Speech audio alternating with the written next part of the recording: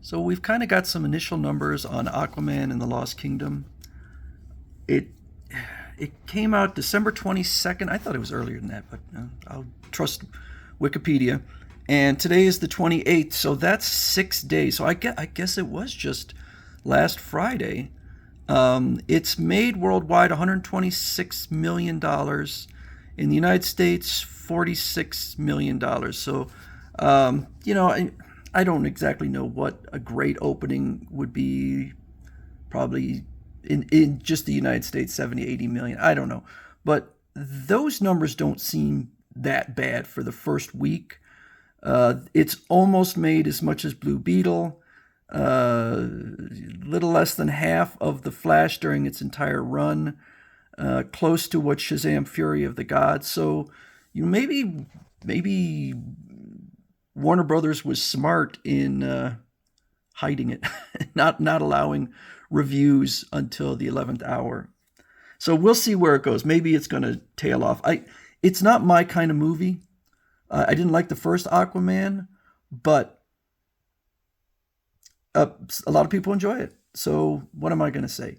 And I'm sure I know what Warner Brothers was trying to do. In the early 2000s, we had some franchises that were just raking in the money. And the ones I'm thinking of, Harry Potter, um, the Pirates of the Caribbean, and the Transformers that were making incredible amounts of money, particularly Harry Potter, which over the course of 8 films made $7.7 billion dollars. So it was averaging nearly $1 billion a movie. And so studios have been trying to create a franchise that can start cranking out $1 billion movies. And they tried it with the Universal Monsters. That lasted like a couple films and they just gave up. They're trying it with the Monsterverse, this shared universe. Marvel Universe has obviously been wildly successful. They've made a ton of money, regardless of what people think about the current state of the MCU.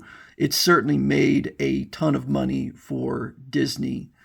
And so obviously Warner Brothers would think, and by the way, Warner Brothers was the studio that put out Harry Potter. So they were trying to catch lightning in a bottle again, and just face planted. And so I thought it would be interesting to compare it to another franchise, which is the James Bond franchise. And so James Bond started in 1962. If the books came out earlier than that, although I think Ian Fleming was still writing books even as the first film came out. So look at Doctor No. Here we have, and all these numbers are adjusted for 2005. So any film but before 2005 is going to have its number adjusted up. Any film after 2005 is going to have it adjusted down. So the film Doctor No, on a $1.1 million budget, made almost $60 million. Adjusted for 2005, that's about $448 million. And then we have 543. When we got to Goldfinger, $820 million for 2005. And it would be even higher if it was 2023. Thunderball made $848 million.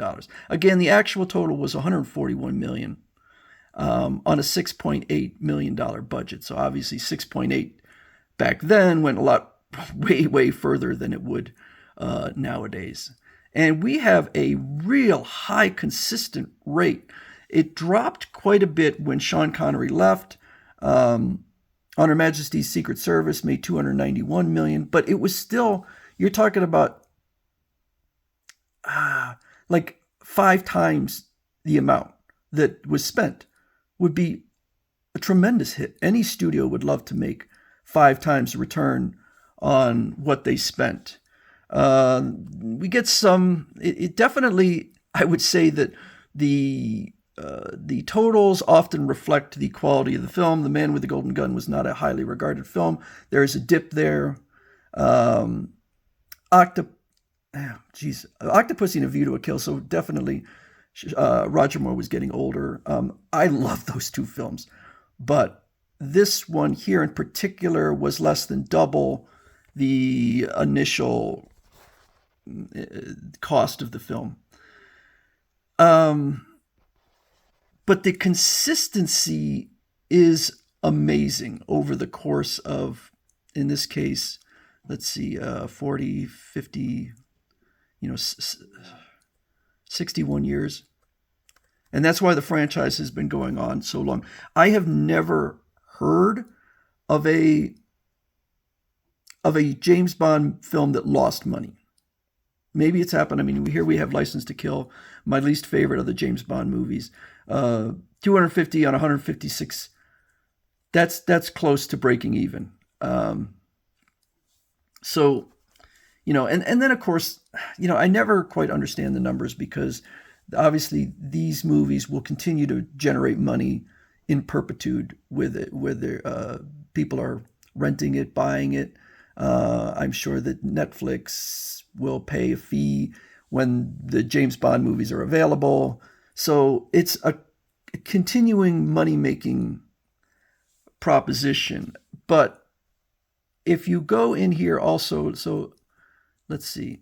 I had it in here before.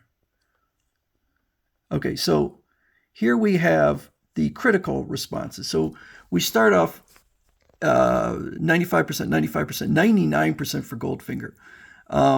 Let's see, the first one that really didn't do great critically was The Man with the Golden Gun with 39%.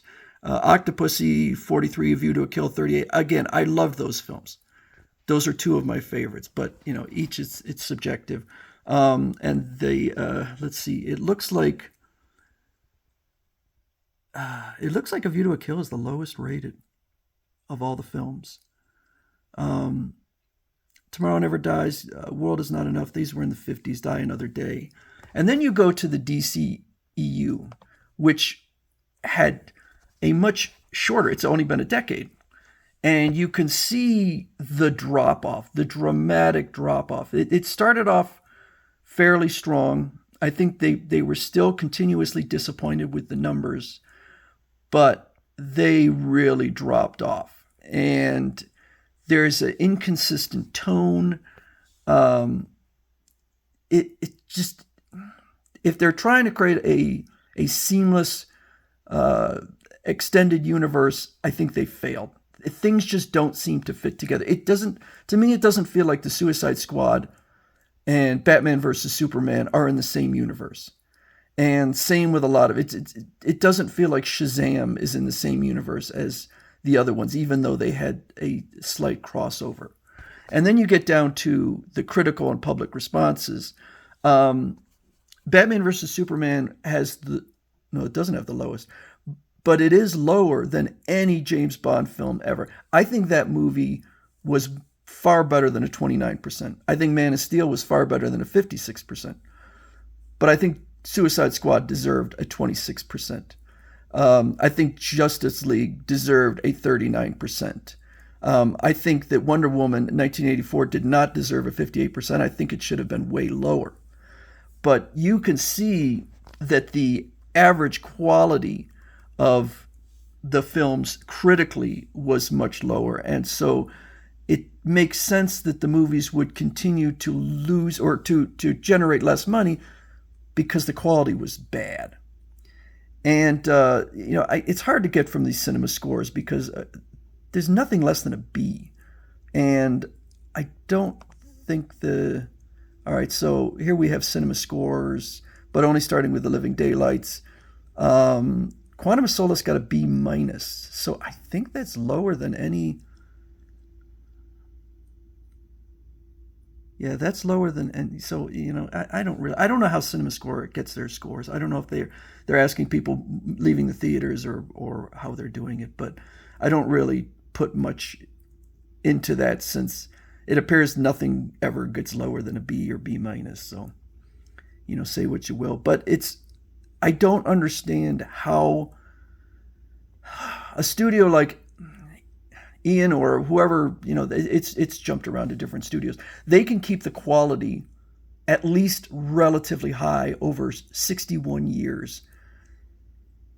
And DC couldn't do it over a decade. And I, as a longtime DC fan, I wanted to see these successful. It would be fantastic. I was excited to hear that they were going to use the Justice Society in Black Adam, and just nothing went well. It was okay. But then you have movies like Birds of Prey, which got a 78%. Unbelievable. That movie was so awful. And it makes you just not want to watch any DC movies because they're so bad. And to the point where I don't watch them in the theaters anymore. I watched Black Adam for free. I watched Shazam! Fury of the Gods for free. And I haven't watched The Flash Blue Beetle. So as a longtime DC fan, they've lost me. And they're going to have to gain fans like myself back. I will definitely see The Batman, the next movie, the sequel, and I really would like to see the Joker movie. But those are all outside the DCEU. So that's a comparison between two franchises. One's 61 years, one 10 years, and one is highly successful and one is not.